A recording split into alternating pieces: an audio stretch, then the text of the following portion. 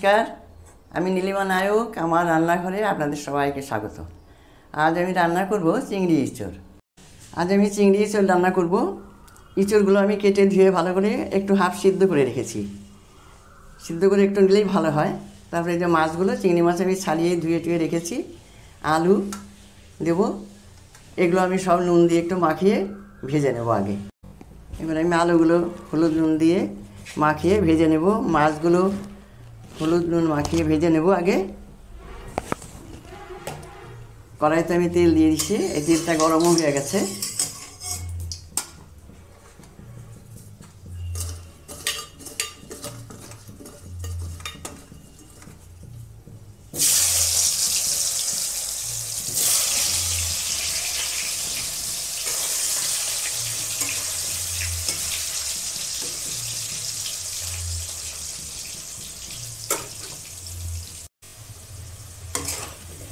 আলুগুলো আমার ভাজা হয়ে গেছে। আলুগুলো এখন আমি নামিয়ে নেব।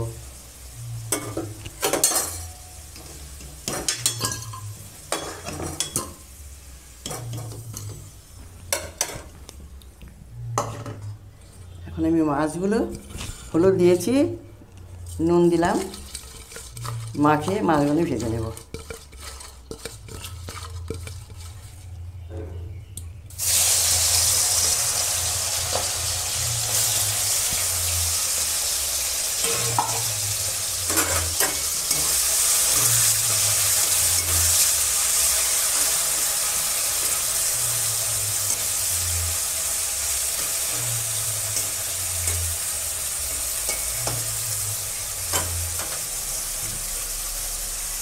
একটু ভাজা হোক। মাছগুলো ভাজা হয়ে গেছে।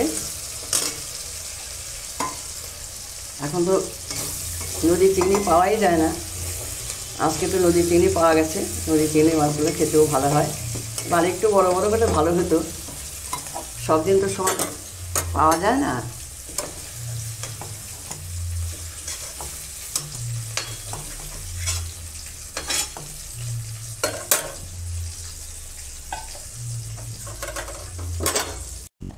এখন আমি মশলা নিব, হলুদ নিব।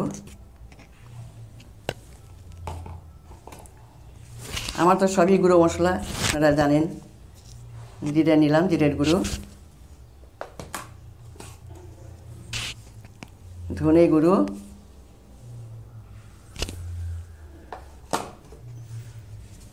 আর লঙ্কা গুঁড়ো। লঙ্কাটা একটু কমই দিবেন সবাই, যে যেমন খাবেন।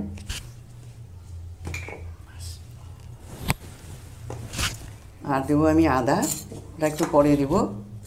এটাকে একটু আমি জলে গুলিয়ে নেব।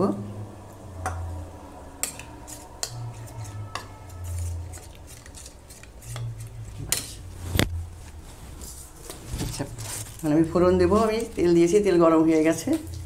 জিরে আর তেজপাতা, সাদা জিরে আর তেজপাতা।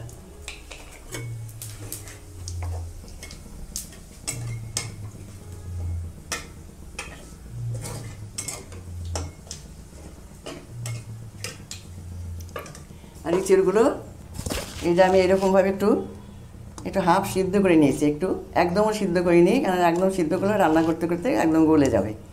ওই জন্য এরকম সিদ্ধটা করে নিয়েছি, যে আমাকে রান্না করতে করতে দিলে সিদ্ধ টিদ্ধ সব ঠিকঠাক থাকবে আর কি।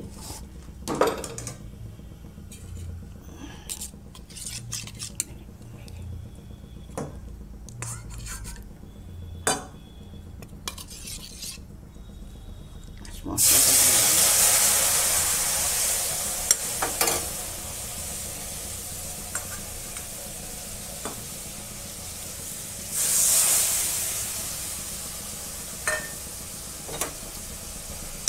ইঁচড় সবাই পেঁয়াজ রসুন দিয়ে রান্না করে, আমিও পেঁয়াজ রসুন দিয়ে ইঁচড় রান্না করি।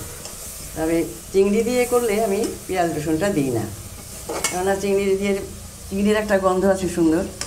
পেঁয়াজ রসুন দিলে এই গন্ধটা পাওয়া যায় না। যার জন্য আমি চিংড়ি মাছ দিয়ে যেদিন করি সেদিন আমি পেঁয়াজ দিই না, সেদিন আমি এইভাবেই করি।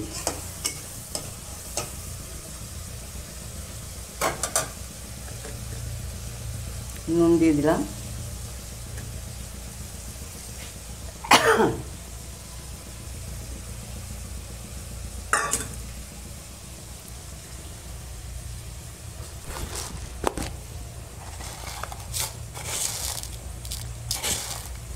ছোটো চামচের 1 চামচ চিনি দিলাম।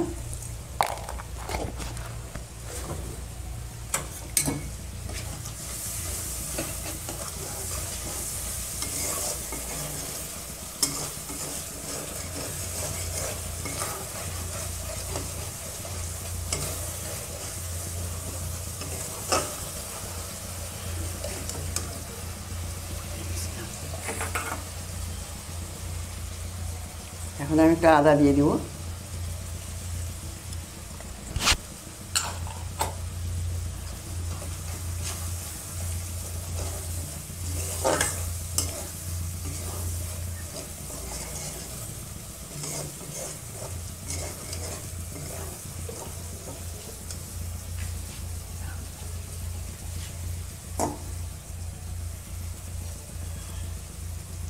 আলুগুলো দিয়ে দিলাম। আলুটা একটু আগে দিলাম কেন, এখনকার আলুগুলোকে বোধহয় লক্ষ্য করেছেন কেমন সিদ্ধ হতে চায় না, ওই জন্য আলুগুলো আমি একটু আগেই দিলাম, একটু সিদ্ধ হবো। বাস, মশলাটা আমার কষানো হয়ে গেছে। এখন আমি ইঁচড়গুলো দিয়ে দেবো।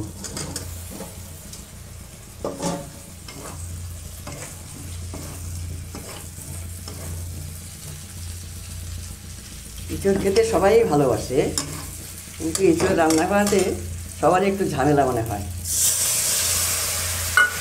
খালাতে প্রচুর সময় লাগে।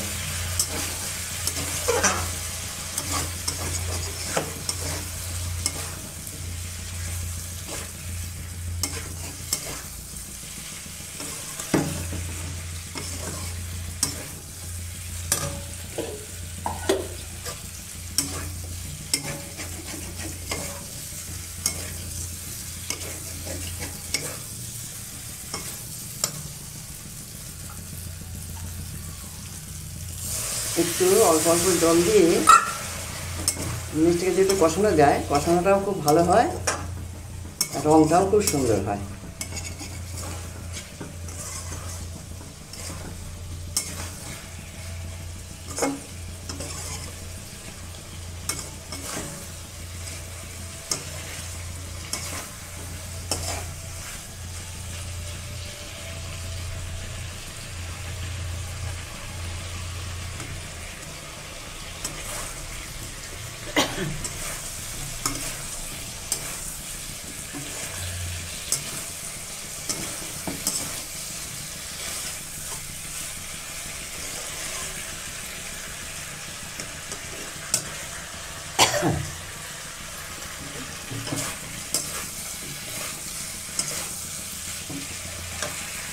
আমি জল দিয়ে দেবো।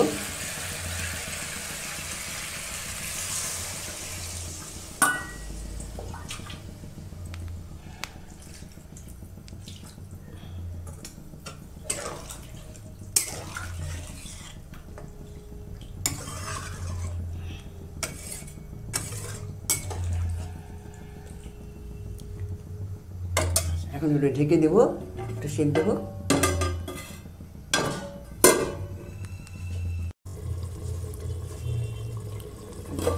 ঢাকাটা খুলছি, দেখি ঝোলটা ফুটে গেছে। এই চুলগুলো আর একটু সিদ্ধ হবে। আমি চিংড়িগুলো দিয়ে দিলাম, একটু সিদ্ধ হলে বেশিক্ষণ ভালো লাগবে।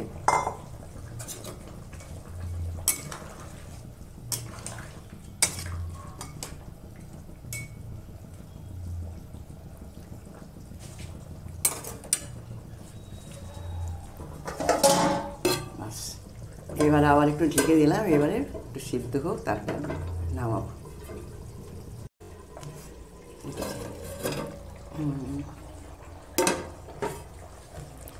এবারে হয়ে গেছে প্রায়। খুব একটা বেশি ঝোলও ভালো লাগবে না, আবার একটু ঝোল না রাখলেও ভালো লাগবে না। আমি একটুখানি অনেক জিনিসই দিই, এই একটুখানি ময়দাগুলি আমি দিলাম। এতে কি হয়, ঝোলটা একটু বেশ গাঢ় গাঢ় হয়, দেখতেও ভালো হয়। কিছু কিছু জিনিসের মধ্যে দিই আমি।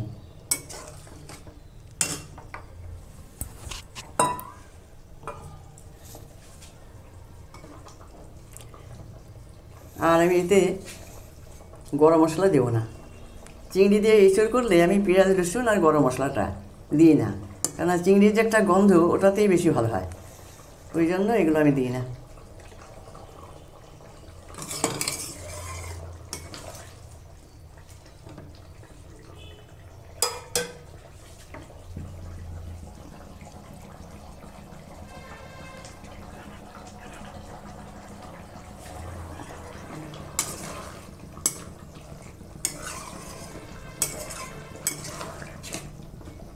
হয়ে গেছে, এরকমই নামাবো।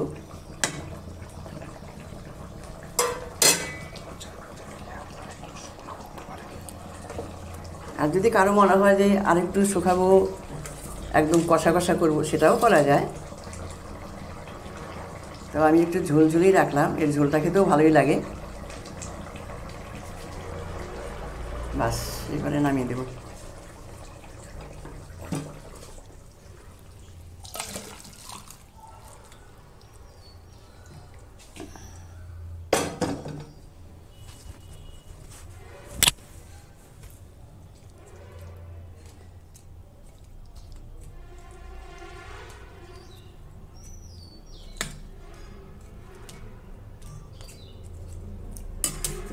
দেবো না,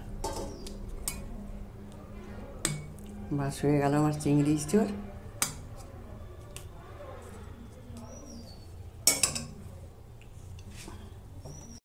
আজ আমি রান্না করলাম চিংড়ি ইঁচড়, আপনারাও করবেন, আশা করি খেতে ভালোই লাগবে। আর আপনারা দেখবেন, আমার পাশে থাকবেন, আমার ভালো লাগবে, কেমন লাগলো জানাবেন, তাহলে খুব খুশি হব। আজকের মতো শেষ করছি, আবার দেখা হবে, নমস্কার।